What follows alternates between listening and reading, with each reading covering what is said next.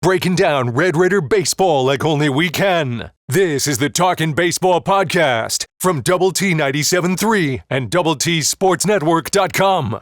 Welcome into another episode of Talkin' Baseball alongside Jamie Lent. I'm Chois, Woodman. This podcast brought to you by our friends at Andrus Brothers, as usual. And Jamie, 4 games in the book since you and I last talked.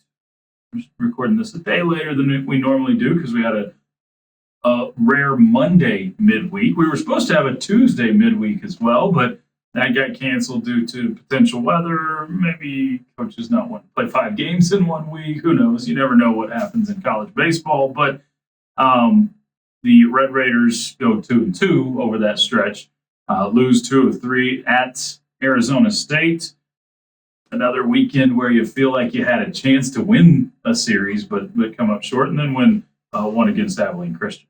I like it better when you say win 1 of 3 rather than lose 2 of 3. Okay. Yeah. You won 1 of 3 at Arizona State. Won the last one, so at least leave with a good taste in your mouth. Didn't that feel better? Yeah. Okay. I mean, you're the eternal optimist. I'm such a pessimist. That's Jamie, so. exactly right. So, yeah, it was an interesting series with Arizona State because you feel like you could have won all 3 games. Absolutely. Okay, Yep. you're tied going to the bottom of the 7th in the first game at 3, and you end up losing that game 10-4. You go back to the second game, which finishes up on the 3rd day, but you had a 1-run lead going to the bottom of the 7th in that one. Yep. And and then you go to the final game, and St. Petty pretty much dominated that one start to finish. I know they scored a couple runs to tie it to the end of the first, but after that it was all right. That was awesome to see. But so you got yourself into those positions where you felt like, because of some good pitching performances, and if you look at the offensive numbers in that series to Arizona State, you had to be happy with what the Red Raiders did, especially since you scored 8 in the second game after scoring 4 in game 1 and then 12 in game 3. So, yeah, offensively, you brought the bats there to Tempe. And the part about it is you had guys that really stepped up. After Mac Hewer gets hit on the hand on Thursday night, he's only able to pitch an inning and a third. You're worried, oh man, you're going to have to use up big portion of your bullpen just to get through this thing.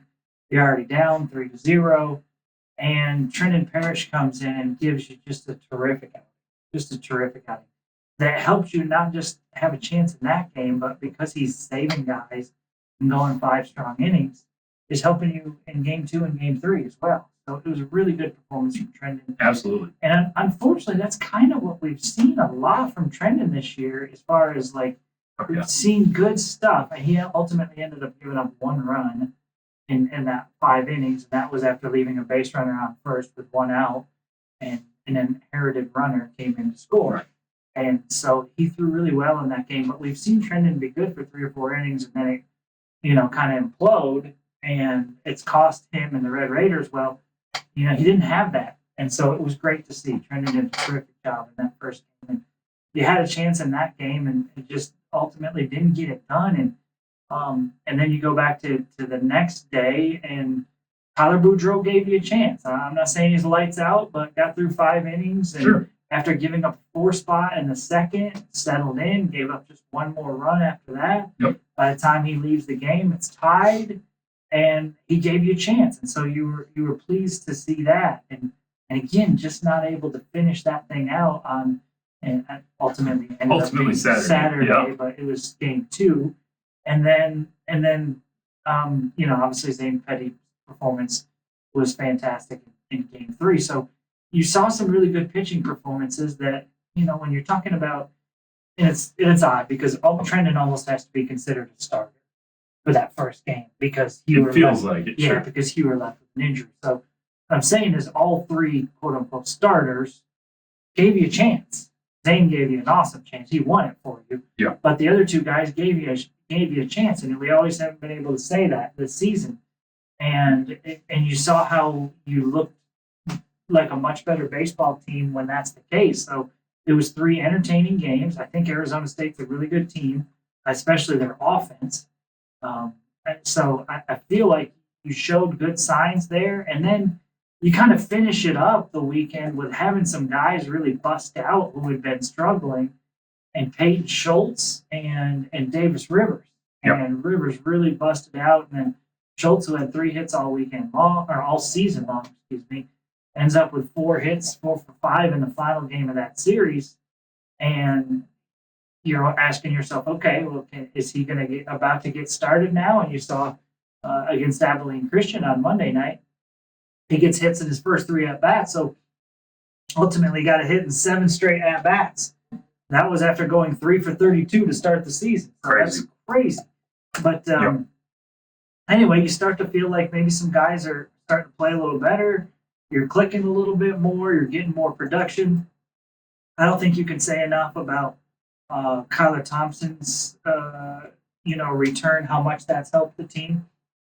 And that's not to knock Kendall Johnson, because I think he did a fine job in his absence, especially defensively. But Kyler just right now gives you a little bit more offensively. And once he's on the base paths doing his thing, it kind of sets up the Red Raider offense. So I feel like Kyler had some good at-bats in the weekend at ASU and some good ones last night against the ACU as well. So I think him coming back has helped the offense. Clearly, you're missing TJ Pompey a bunch. There's no way to get around that. Sure you are. His run production is, that's what he did. Hit homers, driving runs, hit for a high average, and not having him has, shortened your lineup a little bit. You just don't have the power and the run production.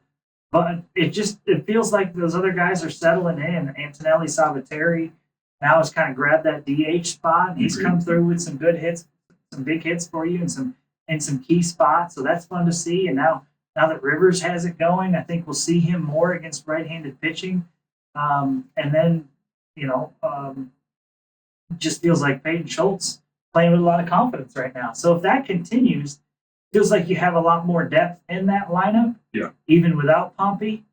And if you can continue to get starting pitching that's giving you a shot, like we saw in those 3 games, and then against ACU, Connor Mohan was terrific with 2 runs and 6 innings of work. Then you look like a better baseball team, and you give yourself a chance to win series. Absolutely. Yeah, I think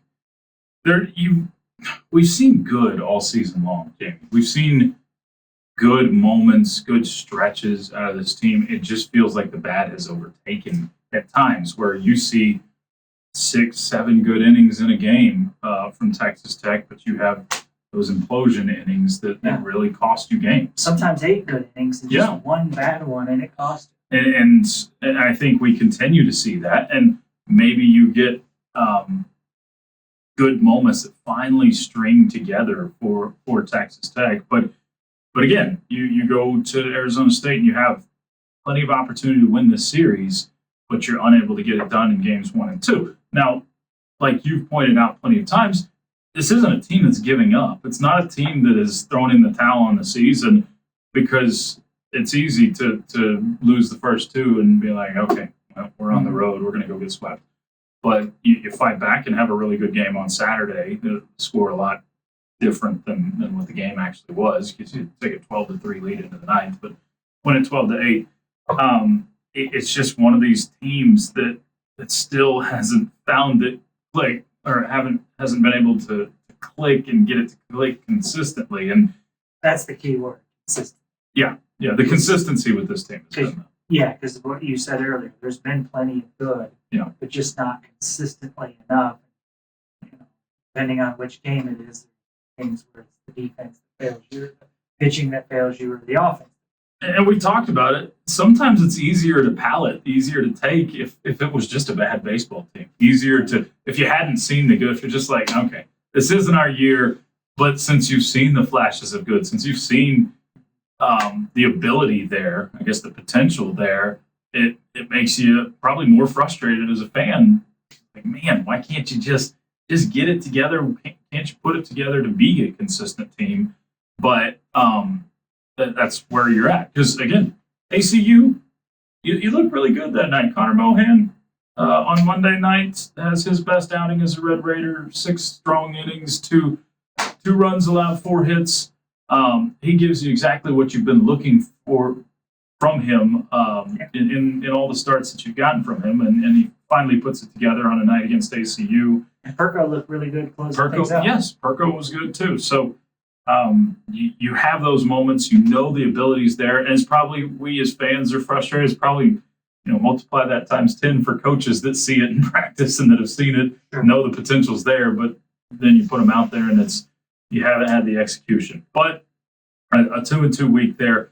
A couple things before we get to look ahead to Arizona. You mentioned the Hewer injury. How serious are we thinking that is?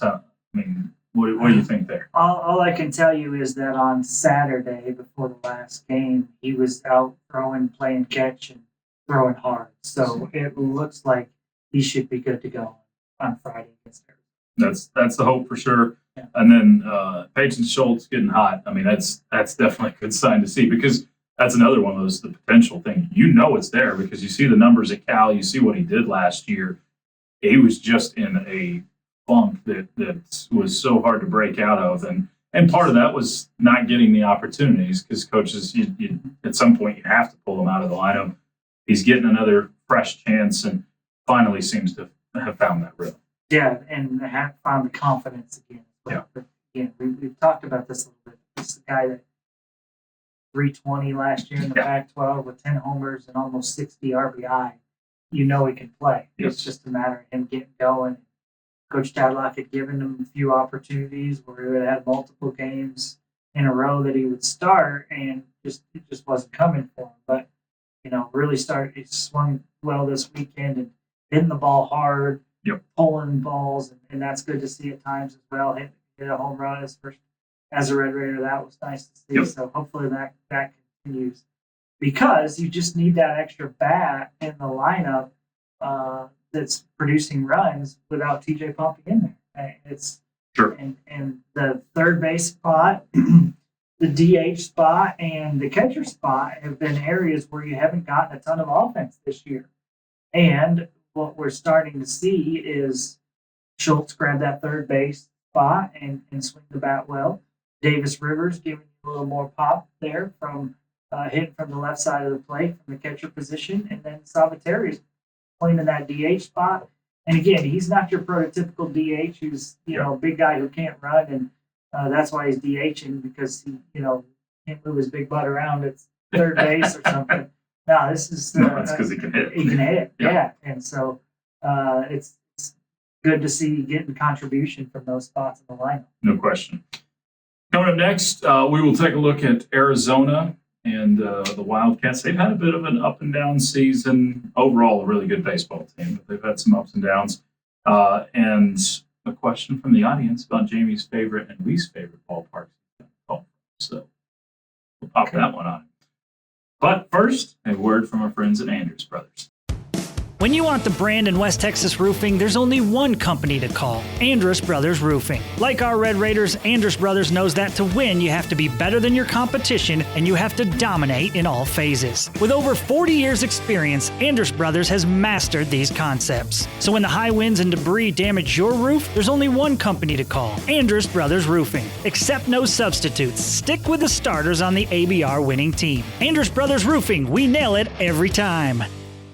Before we get to the Arizona thing, we had a question from the audience asking, Jamie, what's your favorite ballparks you've gotten to call games at and your least favorite to call games at? And this was a question from actually a week ago, probably on the heels of your trip to New Mexico. So, yeah, you would think the answer for me is going to be New Mexico, but it is not. Do you have a guess of which one is my least favorite? I'm going to guess it's in the Big 12 Conference. It is. It's UCF. It is 100% UCF. Okay.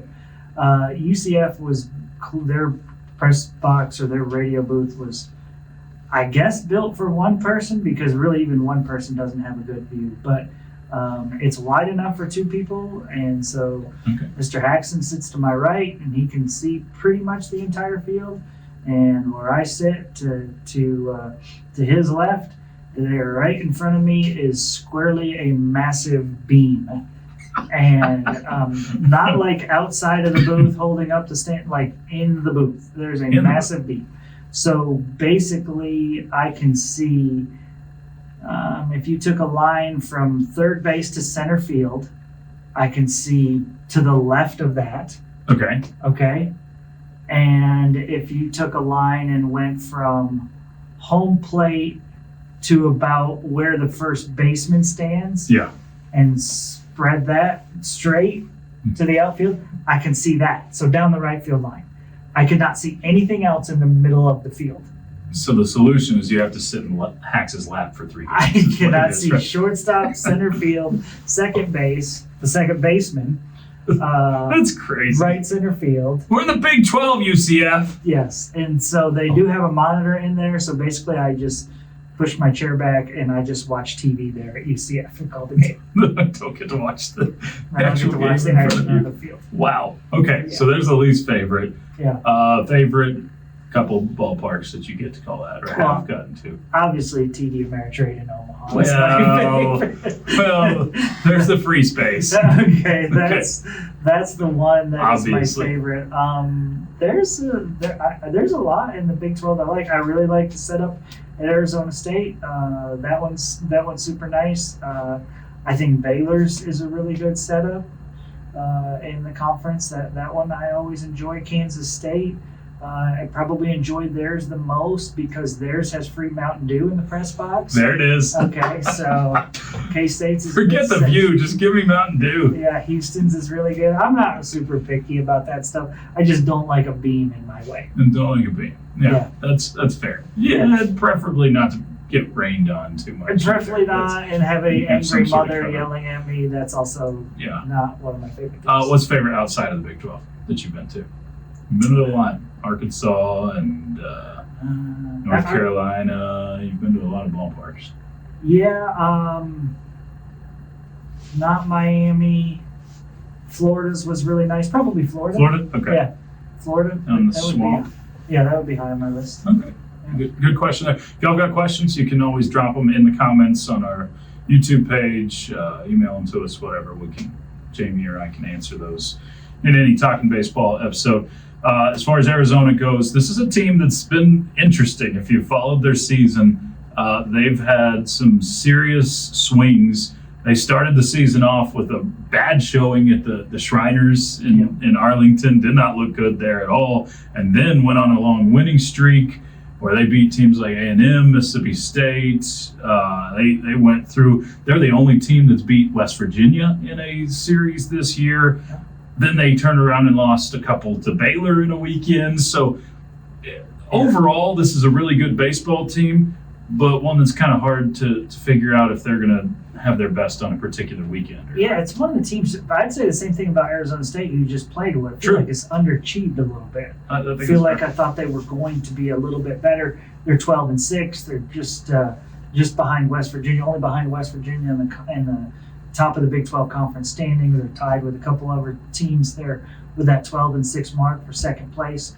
But I think it's a really good baseball team, but you've seen them be so inconsistent, which is really surprising. Again, losing at home a series to Baylor, a Baylor team that you beat here in Lubbock. So it feels like maybe that gives the Red Raiders a little bit of confidence there. But even last weekend, they dropped the opener to BYU. They did come back to win the next two.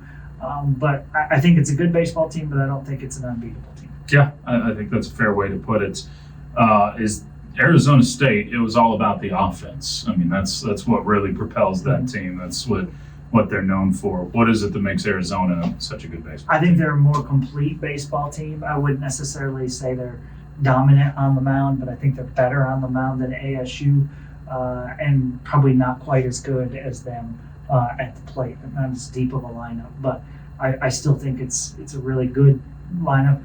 If you look at the roster and the talent they have, it's probably the most talented in the Big 12, in my opinion. I think that's fair. That kind of speaks to me feeling like they've underachieved a little bit. Yeah, but again, it's something where they could come in and sweep Texas Tech, and it wouldn't be shocking to other people outside, anybody that's paying attention to the Big 12. But they could also come in and lose 2 of 3 in Lubbock, and that wouldn't be that surprising based off of what they've done this year. Yeah, and I just feel like, and I don't want to take anything away from them. I think they're a good team, but I think it's you look in the mirror in this one and you feel like, hey, if you play to your ability, you got a chance to win the series. Sure.